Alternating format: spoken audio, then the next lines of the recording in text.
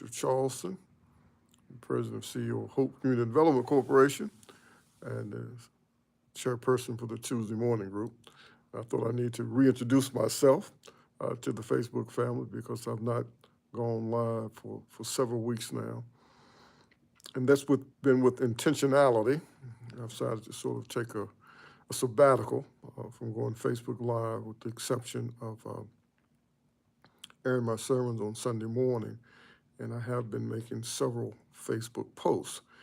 But thought I'd come on tonight and sort of break my silence and talk a little bit about why I have been posting so frequently about the youth football dilemma here in Kanawha County, and try to explain why I'm so passionate about that and why I believe it to be one of the top priority social justice issues that we as African Americans should be confronting, and those who say they're committed to social justice, equity, and fairness type issues. And I want to lay out and make that case to you this evening. So tag a few people, let them know that Pastor Watts is on live. He's going to talk about this whole youth football situation, the exclusion of Charleston youth football franchise and the Dunbar youth football franchise from the Appalachian Football League or Conference.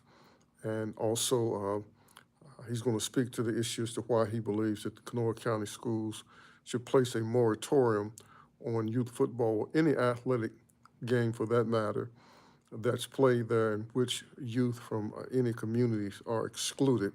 And I'll tell you why I feel so strongly about that, and why I've posted so frequently about it and been quite pointed, I believe, in my posts. I've tried to be clear and succinct. So those who may not be aware of the issue, now if the situation has changed, then I stand to be corrected. But it is my understanding from my sources and what I've read that the Dunbar youth football franchise and the Charleston youth football franchise were both invited to make application for admission into the Appalachian Youth Football League. And after making their application, they were not extended an invitation. In other words, they were not actually accepted in to play in that league. Now, if that's no longer the case, then I will stand corrected and I'll back down off of that situation. And so, with that having been said, is that what that means that all of the other communities in Kanawha County, the Upper Kanawha Valley, or Eastern Kanawha County, as they refer to themselves, which there are a number of schools that play on that team, would be participating. South Hills would be participating. Sissonville would be participating. South Charleston participating. St. Albans participating from Kanawha County. I think Winfield may be from Putnam County, and there may be a school I have missed. But Charleston and Dunbar have not been invited to participate. And so, to even share with more specificity what that really means, is not only are the teams from Charleston and Dunbar excluded, but when you look at Charleston, it means any child going to Kanawha City Elementary, Chamberlain Elementary on the south side of the river, or children attending Ruffner Elementary or Piedmont Elementary or Mary Snow Westside Elementary or Edgewood Elementary, that those children are also excluded from participating. So 6 elementary schools from Charleston, the children that attend those schools, not only can they not play because their team is not allowed to play, and all those 6 schools would play for the Charleston Cougars, they are excluded because their team would not be able to participate. But those children are excluded because their schools are excluded. 6 elementary schools in Charleston: Chamberlain Elementary, Kanawha City Elementary, Ruffner Elementary, Piedmont Elementary, Mercy Snow Westside Elementary, and Edgewood. Then the 2 elementary schools in Dunbar, Dunbar Primary and Dunbar Intermediary. So those 8 elementary schools, children that attend those schools are excluded from participation. Not only could the team that they would play on, Dunbar team and the Charleston team, they're excluded, but the individuals are excluded because they are not even allowed to play on another team. So the children from Dunbar, for example, could not play for South Charleston or Nitro, which is one of the schools, teams that I did not mention. And the children from Charleston could not play from Eastern Kanawha nor for South Hills. So it's a double exclusion. The team that they would play for excluded, they're excluded as individuals. Both the players and the cheerleaders are excluded. Now, if you look at those 8 elementary schools, they have a combined student enrollment probably close to 2,400 students. So it means that 2,400 students in Kanawha County schools that are excluded from participating in youth cheer and in youth football. So as I've said in my written post, that the Appalachian Youth Football League, from what I understand, is a private league. And as a private league, they can have private membership. So they can invite the teams and the community they choose to invite to participate in their league, which they have done. And they've excluded Charleston and Dunbar and the children from the 8 elementary schools that I have mentioned. And so I respect that. But I argue that if they're going to have exclusionary practices, then Kanawha County School Board has a moral responsibility to place a moratorium on the Appalachian Youth Football League, forbidding them to play on schools, properties that are managed by Kanawha County Board of Education on behalf of the citizens of Kanawha County, and that the Kanawha County Commission should place a similar moratorium from any of these, from this league, from playing or practicing on their fields, since they are excluding children from Kanawha County. That's my argument, that Kanawha County Schools, I believe, has a responsibility to try to ensure that all of the children in the public schools that are managed by Kanawha County School Board on behalf of the people of Kanawha County, that those children are treated fairly and that those children receive the same opportunities afforded to other children in the county. So the Appalachian Youth Football League can run their league the way they want to run it. I have no argument against them. I don't even know these people. But my point is that Kanawha County Schools should make a strong statement, a swift statement, and make it early enough so the Appalachian Youth Football League can make a decision as to whether or not they're going to modify their bylaws and their rules.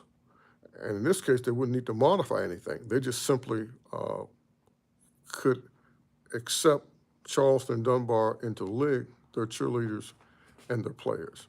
So that's the point that I've been trying to make in my Facebook post. Now let me go one step further. I believe this is a top priority.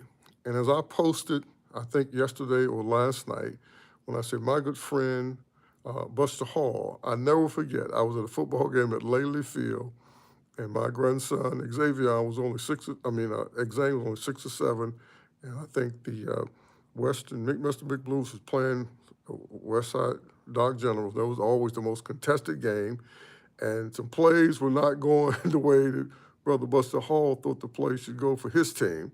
And he was hollering from the stand, "You're cheating, refs." "You cheated," he said. He said, "If you cheat the children, you'll steal from your job. If you cheat the kids, you'll steal from the job." I never forget that. I laughed so hard that my stomach was aching. And I made that post this morning. I said, Buster Hall, my friend, says, if you cheat the children, you're robbed from the job. You may or may not agree with that statement. But however, it's my position that if the children from Charleston and Dunbar are denied the opportunity to cheer and denied the opportunity to play, that they're being cheated. If Kanawha County School Board allows the Appalachian to play on Kanawha County fields. So anyone that listens to anything I have to say, I would encourage you to contact the Kanawha County School Superintendent's Office and express to her that you would like for her to communicate to Kanawha County School Board that you would like to see the Kanawha County School Board pass a moratorium on any youth sports program in Kanawha County offering a sporting event for children in parts of the county would have to create that same opportunity, at least allow other young people to participate. That's the point that I've tried to make, and I have no intent of backing off from that. I feel very strongly. And I feel very strongly, as I wrote this morning, that those who remain silent, I had another post, I think last week, where I made, posed a question to those who are elected officials today and those on the ballot. And my question simply was this: do they believe that Kanawha County School Board should allow the Appalachian League to play on Kanawha County fields in light of their exclusion of Charleston and Dunbar for participating? And so that's what I pose for everyone that's in the elected office and everyone that's running for elected office. Now, I may not see all the comments from elected officials, but I only recognized one. Dr. Octavia Cordone, who's running for Kanawha County School Board, made a post simply saying that she did not believe that Kanawha County Schools should allow the Appalachian League to play on those fields if the children from Dunbar and Charleston were excluded. That was Dr. Octavia Cordone. Now, I'm not sure if Ms. Amanda Easter Burden, if she's running for political office or not, because I haven't even looked at the ballot. I know she did comment on it, and I responded to her comment. And she made a very respectful and a very intelligent comment. She basically said that municipal elected officials and other state elected officials do not control the Kanawha County School Board fields, and so they would have no jurisdiction over those fields. And I responded with a very respectful and lengthy quote to her, basically saying that I understood that.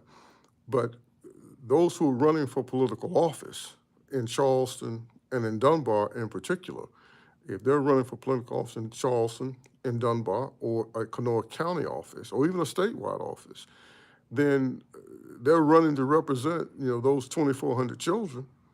And so my question is, are they, as an elected official or one who's running for elected office, willing to make a public statement regarding whether or not they thought it was fair for Kanawha County schools to allow the Appalachian League to play on these fields while excluding Charleston and Dunbar?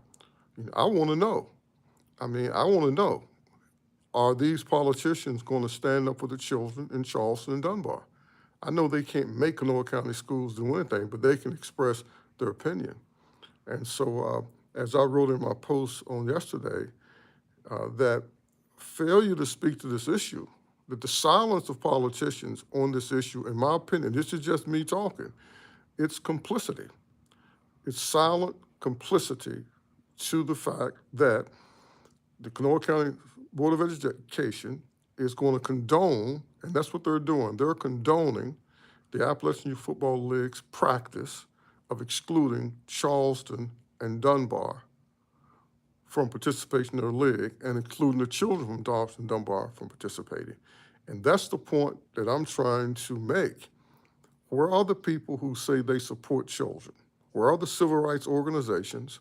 Where are the ministers? Where are the fraternities? Where are the lodges? Where are the sororities? Where are the policy people? Where are they on this issue? This is a policy issue. This is an issue about fairness. This is an issue about justice. And so the children from Dunbar and Charleston have been excluded from cheering and from participating in the Appalachian Youth Football League, yet Kanawha County Schools appears to condone this by allowing this league to participate on fields that are owned by the people of Kanawha County and managed by the Kanawha County School Board. That's the point I'm trying to make. And I'm trying to make it loudly, and a lot of people are upset with me, and I hear, what is he talking about? He doesn't know what he's talking about. Well, in a minute, I'm gonna tell you why I think I do know what I'm talking about. But I don't mind being the villain, not when children are at stake. And our children are at crisis about everywhere, right? It's a state of crisis for children, state of crisis in Kanawha County. 1,600 children are suspended from school every year in Kanawha County. 6,000 in the child foster care system. 180 of them are black. Over 600 children appear before a juvenile probation officer judge in Kanawha County every year, and blacks disproportionately appear. 27% of black children missed at least a month out of school last year. Truance is a problem. Black children have the poorest academic performance. So our kids are in crisis everywhere. And now a Appalachian Youth Football League now wants to bar them, exclude them from participating in youth football in their league. They have the right to do that. But if Kanawha County School condones it, then it's morally wrong. And that if we remain silent and don't say anything about it, then we're complicit and we're letting our children down. That's my position on this issue. And it's somewhere we have to take a stand for what we believe to be right. And if Kanawha County Schools votes, yes, we're not going to stop them from playing. We need to make them take that vote. We need to make Kanawha County School Board go on the record that we support and that we condone the Appalachian Youth Football's exclusion of Charleston young girls and young boys from participating in youth football in Kanawha County. And I'm saying this, if we're going to remain silent as ministers, as pastors, as preachers, as civil rights leaders, as social justice leaders, as policy people, as politicians, as elected officials, we just all going to remain silent and act like that's not that important. Well, youth football is important. It's important to the children, the boys and the girls. It's important to their parents. It's important to their community. I've written about this before, how that sports has always been a major underpinning, a pillar in our community, in almost every community, particularly low-income community, particularly black community. This goes all the way back to slavery. When the slaves did get a day off, they would play sports as a way of trying to have a diversion away from the arduous, difficult lives that they had to live. And after slavery ended, sports became a very important part of the social life. I'm talking now about blacks, but also about whites. A very important part. People worked hard all day, Monday through Saturday. And then on Sunday, most things were shut down and closed. And many people, if not most, went to church. And after church, they often gathered together and they would play baseball, right? And baseball became the major pastime of communities all over the state. And as time passed, sports took on a more and more important role in communities, right? Not merely sports inside the schools, but sports in the community. Sandlot football, sandlot basketball, pickup baseball. These things became an integral part of community life, not only for recreation, but for socialization, right? And for the building of relationships and building of community and the building of an esprit de corps. So you younger people, you don't understand, but I'm 70 years old, right? I'm a little bit older, I think, than Brother Robert, Sarge, Ely. We might be about the same age. And so when we were young, there wasn't much sports on television. There was no ESPN. There were a few games that would come on the weekends, right? And we would watch it, and then we would go and play. But we played more sports than we watched, right? Because sports didn't come on television that much back when we were growing up as children. So sports was a major part. Brother Robert Sarge easily wrote a powerful piece on the last post that I made, last two posts, about how important sports have been to community, right? It's incredibly important. It's more than just football. It's more than just a sport. It's more than just recreation. It's more than just entertainment. But it is socialization. It is fellowship. It's the building of relationships. And in particular, youth football. Youth football is a sport that kids often start playing at 5 and 6. And very often they play together for 6 years until they're 11 and 12. and they on the same team in the same community, and their families get to know each other, and then many of them move in the middle school together all the way through high school. It's a pillar, it's an underpinning of our community. That's why I believe it to be so important. Secondly, why am I speaking to this? Well, you said, well, March, you know what you're talking about. Well, I do know a little bit what I'm talking about. See, some of you don't know that this has been probably for 20 years, almost 20 years, there's been a battle to try to dismantle the Charleston, in particular the West Side teams, or exclude them from participating in leagues. They've done this on at least 3 occasions, with 2 that I know of for certain that's happened. And they've ended up going to court. And the court would end up ruling they couldn't disband them or they couldn't exclude them. And some of y'all went to those court proceedings. I didn't go to the court proceedings, but they had meetings several years ago here at my church with their attorney when they were discussing the legal strategy. And I believe that the other side relented before the case went actually before the judge for adjudication. But let me tell you something else you might not know. That in 2017, I believe it was 2017 or 18, I believe 2017, when Charleston was facing the death penalty. Charleston was facing the death penalty, and basically the board, and I forget the name of the league at that time, but the board of the league in Kanawha County basically was going to suspend Charleston for the entire 2017 football season. And I got wind of that, and I went and met with the president and with the vice president.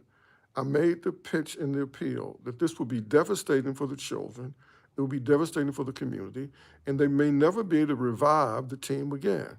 Now, if you don't think this is true, then ask Carl Lee, Coach Carl Lee, and ask Detective Police Officer Eddie Whitehead. Ask them if I did not come to them and make that appeal and make that plea, and ask them what could be done that would at least allow Charleston to play under probationary conditions for that season. And they laid out to me, there's some things that will have to happen for that to take place. And I said, what if we did this? What if I could get them to agree to let me take over? Me and my friend Rick Martin, let me take over. We'll become the commissioners and the co-commissioner, and we will run the league for them in 2017. And so the deal was that if you guys take over as the commissioner, if you guys make sure that everything is copacetic and lined the way it's supposed to be lined up, if you guys convince them that at the end of the year, all the coaches have to resign, if you convince them that at the end of the year, they have to appoint, vote, and establish a brand new board, then we will let them play under those conditions. Now, let me tell you something. That was a hard deal for me to make, and it was extremely hard for me to accept because some strained relationship with some of my best friends that I've ever had in life. You don't know how much it hurt me to go have to tell my good friend Kenny Hale, my good friend Bob Hardy, right, and a couple other guys that were coaching at the time that were very good friends of mine, to tell them, guys, you guys have coached for 35 years or more. You guys have poured your heart and soul into this. You sacrificed your time, your talent, and some of your money. But if you guys are not willing to agree at the end of this season that you will resign and you will step away, then they're going to shut the league down. It was hard for me to have that conversation with them. But because those guys love the children and they love youth football on the West Side so much, they agreed to that. They agreed to it. And we supervised that year of the league. We tried to do some special things because it was the last year a lot of these guys would be coaching. And at the end of the year, they kept their word. They all stepped down and stepped away.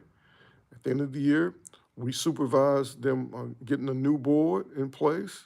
And we asked them, let us stay with you for another year. They told us, we don't need you. Thanks for your service.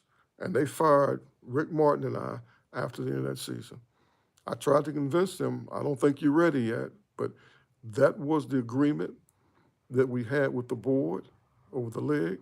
And so we are willing to step away, and that's what happened. So you got to understand, I've watched this, and I've been involved in this a lot more than you might think.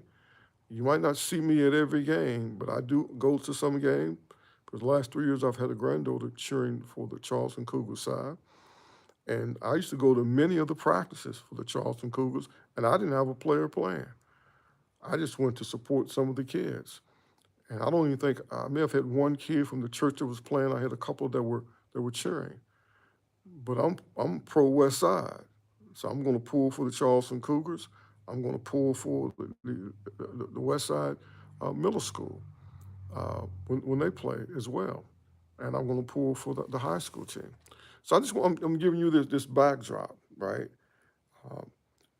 as to why I feel so important about this and why I feel like that we as a community in Charleston, we should be coming together and standing together, right?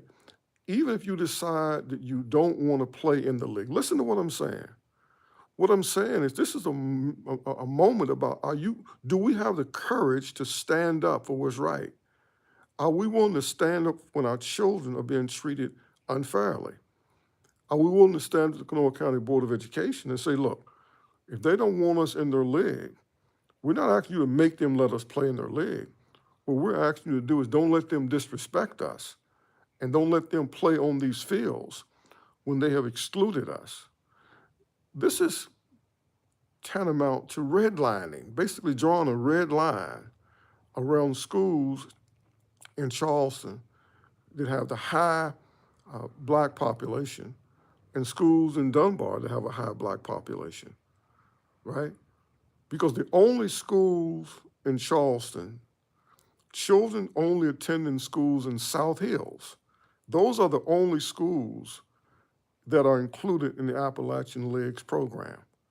See, some of you civil rights people, some of you social justice people, and some of you elected officials, and some of you champions for fairness and justice, you're not looking at this really as in-depthly as you should be looking at it. We're just going to sit back and say, okay, you can redline us, you can exclude us. And let me just make it plain because you know I'm telling you the truth, that the teams from Charleston and the teams from Dunbar are probably 90% black. You know that. And the cheerleaders from Dunbar and Charleston are probably 95% black, if not more. You know that to be the truth. And so we're just going to sit back and say they can redline Charleston and they can redline Dunbar and they can exclude them from playing. And yet we're not going to say if we are excluded, then no one should play on Kanawha County fields if our kids are excluded. That's the point I'm trying to make. And that's why I believe this is a political issue. In my opinion, this is a political issue. This is for politicians. And politicians, they don't want to speak to this issue because they don't want to alienate the larger majority community, right? So they basically can just ignore this, not respond to my question on Facebook. Do you as an elected official, commissioners, mayors, particularly the mayor of Dunbar and Charleston, city council representatives in Charleston and Dunbar, state representatives from Kanawha County that represents people that live in Charleston and live in Dunbar. Do you mean to tell me you're going to just remain silent when 2,400 children are being denied an opportunity to play youth football in Kanawha County, yet you're going to remain silent on that? And you black people, you social justice champions, you civil rights champions, you black policy gurus, you all gonna just remain silent. And you're gonna have big meet the candidates forums and let them come and not challenge them on any of this, right? I want you to look at what's doing. Look at what you're doing. This is not good. And the children are watching. I made a post last week. 10 years from now, what are you going to say to the children when they ask you, why didn't you fight for us to be to play football? Or what did you do? Or what did you say? This is a defining moment. It's more poignant, it's more powerful than what you know. And that's why I posed the question a couple of weeks ago to the parents in Dunbar and in Charleston. Where are your friends? All these teams from Upper Kanawha Valley, and none of these parents are saying it's not fair that Charleston and Dunbar are excluded from your league. Where are your friends? Up in South Hills, None of them are saying it's not fair that Charleston and Dunbar are excluded from the league. South Charleston. Nobody from South Charleston is saying it's not fair that Charleston and Dunbar should be excluded from the league. Nitro. Nobody from Nitro saying it's not fair that Charleston and Dunbar should be excluded from the league. St. Albans. Nobody from St. Albans saying it's not fair that Charleston and Dunbar should be excluded from the league. Sistonville. Nobody from Sistonville is saying it's not fair that Charleston and Dunbar has been excluded from the league. I'm going to force you people to see this. And that we basically do, either we don't have the courage or we don't care enough about whether or not our children should participate or not. If you want to make me the villain, that's fine. I've been the villain a long time with both black and white people, because you pay a price when you speak your what you believe to be the truth, and you put it in writing, and you also articulate it in the public square on Facebook. So I'm going to share two things with you. Okay, so I want you to understand really why, this might help you understand a little bit of why I am the way that I am. So a couple of years ago, my grandsons were not going to play youth football. They felt like they had outgrown it. They were being criticized for being too advanced because they played travel ball, and they were not going to play. And then my namesake, MJ3, he still went to watch games because he had friends that was playing, and he went to watch two of Charleston's games, watched them play Dunbar and watched them play South Hills.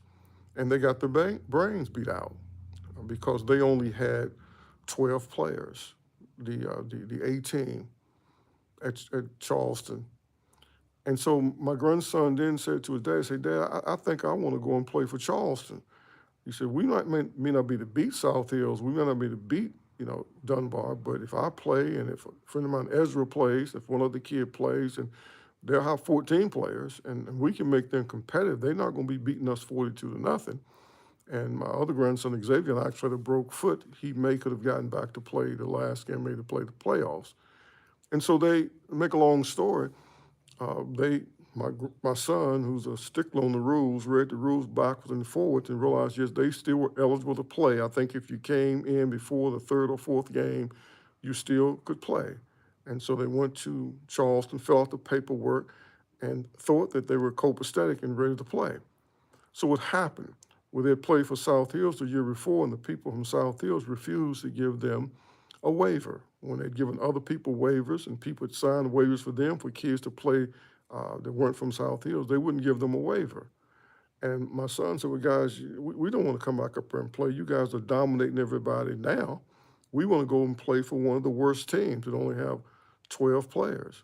There was nothing illegal or violation or bending the rules, but they refused to give us a waiver. Instead, they said they can come up here and play, but we're not going to guarantee them they're going to start. So they basically want to bind them to their team for the rest of their life. That's basically what it was, for the rest of their youth football life. Now think about this. Robert Alexander, one of the greatest football players in the history of West Virginia, was never barred from playing youth football. Easily from the West Side, played for the San Francisco 49ers, won a Super Bowl, was never barred. Denny Harrop, I think he played for Stonewall High School and played college and played in NFL. Ryan Switzer played in NFL, okay?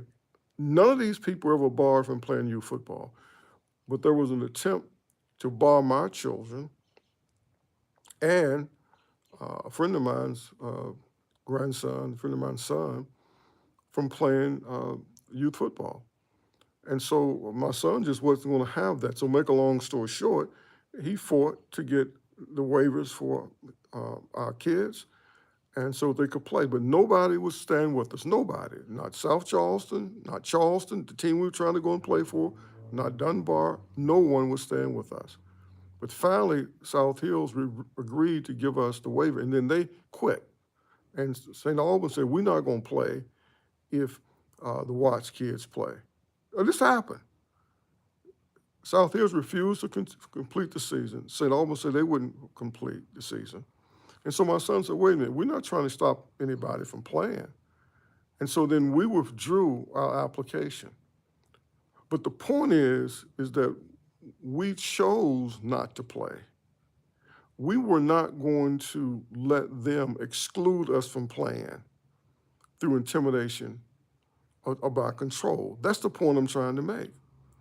So if the Appalachian League do not want Charleston and Dunbar to be in their league, that's fine. You cannot make them let you play in their league. But we ought to say is, we're not going to support you playing on fields that our tax dollars help to maintain, that our tax dollars help to upkeep. And we're not going to support you playing there while you're excluding our children from playing. That's why this is a big issue. This is an issue of principle, it's an issue of fairness, and it's an issue of justice. And that's why I've spoken so poignantly, so aggressively, so strongly, so dogmatically, and with such conviction about it. Lastly, when I was a kid in Mount Hope, in 1965, they finally decided to desegregate the elementary schools. I started school in 62, but in most of southern West Virginia, they wouldn't desegregate the elementary schools. So we continued to go to segregated elementary schools. In 65, they decided to desegregate the elementary schools in Fayette County. But in my little community, Mount Hope, they claimed that they didn't have room for 52 of us Negroes that have been going to W. Du Bois Elementary. And we'd have to continue to go to that building, even though technically we were part of Mount Hope Junior Elementary School. It's a true story. So the Negroes that lived in the Stadium Terrace public housing projects had to continue to go to the all-Negro school, W. Du Bois.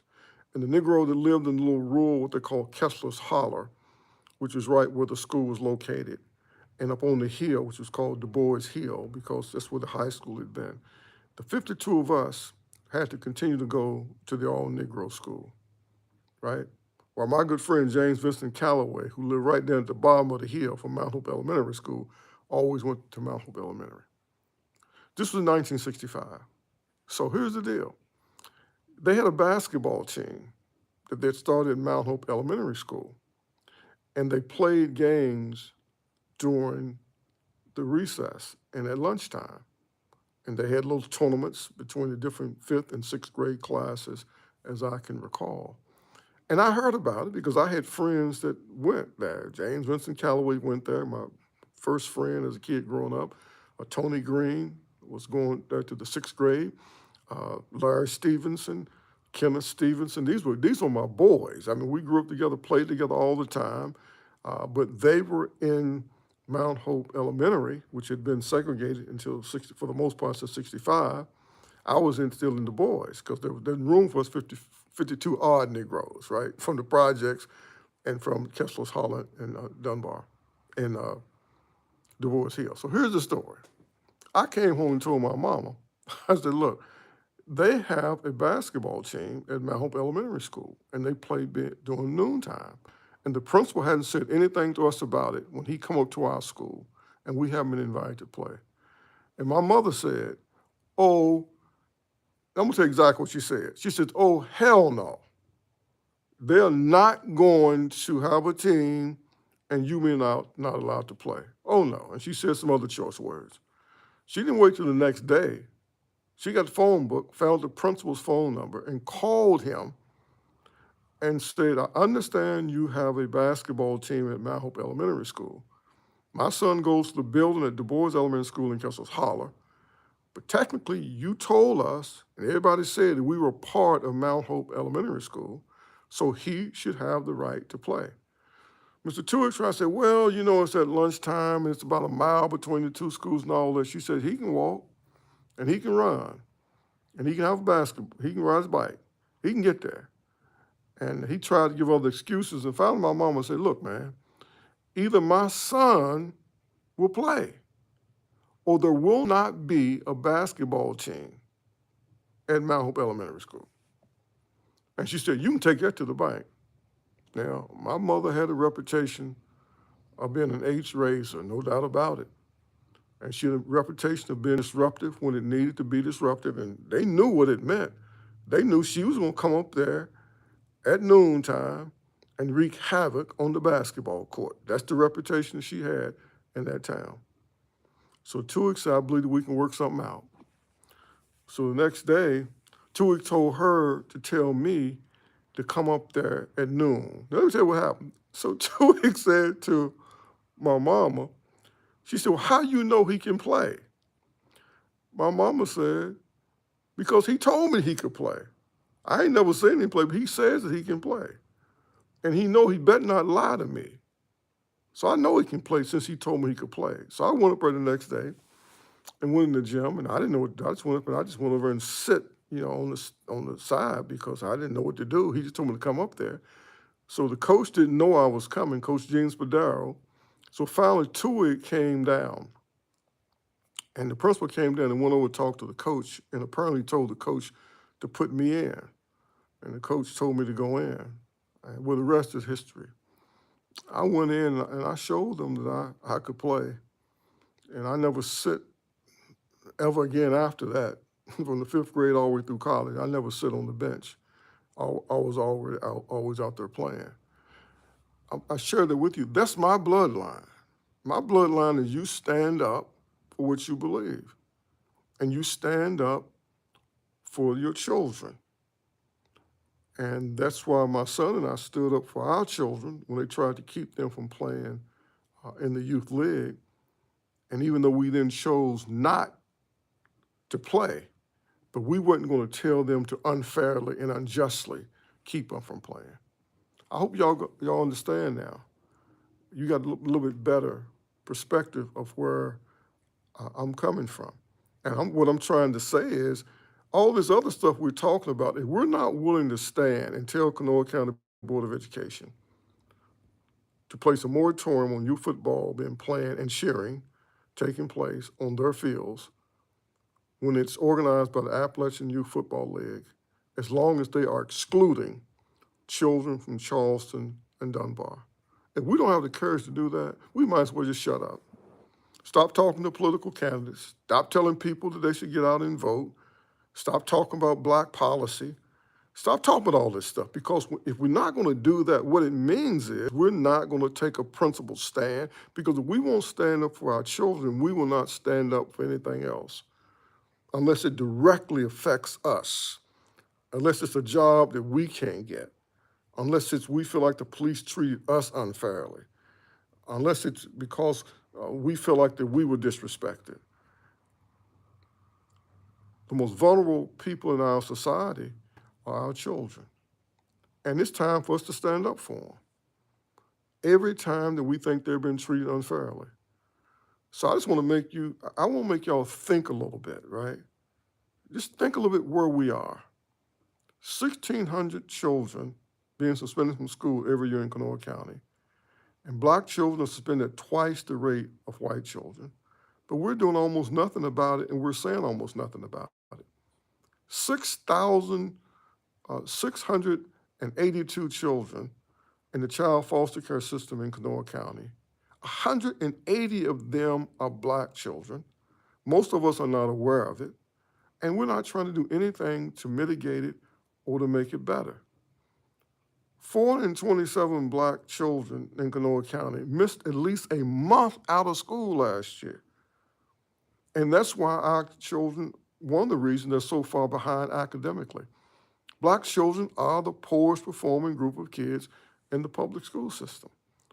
Yet we're not trying to come together, and we're not trying to work together to do anything to improve the outcomes for our children. I'm so passionate.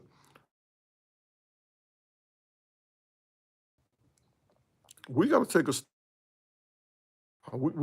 a stand somewhere. And the bottom line is this: there are two things that we control. We control our churches. We lead. And I'm saying we got to organize there, and we got to take a stand. I believe that we come together when there's youth sports. So yeah, I appreciate you guys' time this evening. I'm not trying to offend anybody. I'm not trying to offend the coaches. I'm not trying to offend the presidents. I'm not trying to offend the parents. I'm not trying to offend anybody. I'm just trying to say we need to wake up and realize, as I said in a previous post, the house is on fire. Our children are in the house. 1,600 kids being suspended from school. Black kids disproportionately suspended.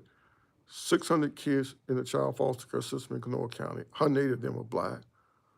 427 black kids missed at least a month out of school. Blacks are disproportionately in the juvenile justice system. The house is on fire. And what I'm suggesting, we better come together and figure out how to put this fire out. Because the house on fire on my neighbor's house, that fire can jump to my house.